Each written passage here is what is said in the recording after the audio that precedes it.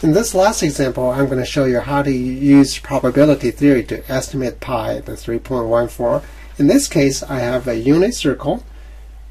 Unit circle outside is a square of size 2, and I'm going to throw a pin toward the unit circle. My condition is all my pins will at least fall into the square of size 2. And what's the probability of my pin falling into the unit circle? And here my sample space, omega, is all the points of xy between 0, -1, and +1. That's all the points that fall into the square of size 2. Then the thing I'm interested in is my total area, right? Area is a unit circle. Its radius had to be not exceeding 1, so point A here. And since each point is equally likely, so I'm going to assign the probability of A proportion to the size of A, area of A. In this area of A here, area of all the unit squares, pi times d. Of course, d is 1, right? The unit circle divided by area of the square size 2. That gives pi divided by 4. So the total pi equals 4 times the probability of A, probability of the pin hitting the unit circle. So if I can use the tool to estimate the probability of A, then multiply by that 4, I can get estimate of pi. And so I have a spreadsheet here open, created before already here, and this calculates the probability of the pin hitting the circle here. Here, the first column B is my number of simulations. The C is X, right? X is a random number between 0 and 1. And here, your X is always positive. And the third column D here, that produces a sign, right? So I said, well, since X could be negative, I need to produce a negative sign here.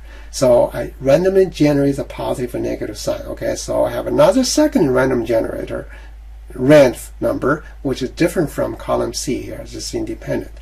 So this random number, if this random number is smaller than 0.5, I'm going to assign X as positive. Otherwise, you're going to assign X as negative. So the column E, it just multiply X with X, no sign X with a sign. That gives the X, right? Because your X could be positive or negative. So this way I have positive X and negative X. Similarly, same logic, I calculate to get Y. Produce your Y. My Y could be negative and positive. And in column I calculate the distance of x, y to the origin. So that in column J, I say, okay, if the distance is not exceeding 1, that means your pin has hit the unit circle. Otherwise, your pin is out of unit circle here. So in column N here, I sum up all the column, say column J, right? See how many pins has fallen into the unit circle. That gives us 1,948. How many number simulation I have? It just sum up, count all the column J here. That gives us this number, 2,000 something. And the probability the pin that hit the unit circle is 0.785. And finally, I multiply that by 4. That gives roughly a pi of 3.14. See, this is a fun thing here. Of course, you can do more simulations. From here, you can see that indeed, and our conceptual understanding of probability works here. Here, we assign probability proportion to the size. Okay, so that works, and we have a good estimate of pi.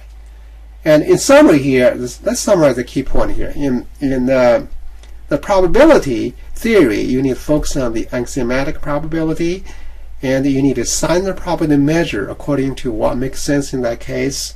No matter how you assign the probability, you always make sure your total probability is 1, and your probability is always a non-negative, has between 0 and 1. And you can partition your sample space into separate disjoint areas here, and the sum of all your sample space probability by adding up each subset of the event in the sample space. And that's the end of my introduction to probability.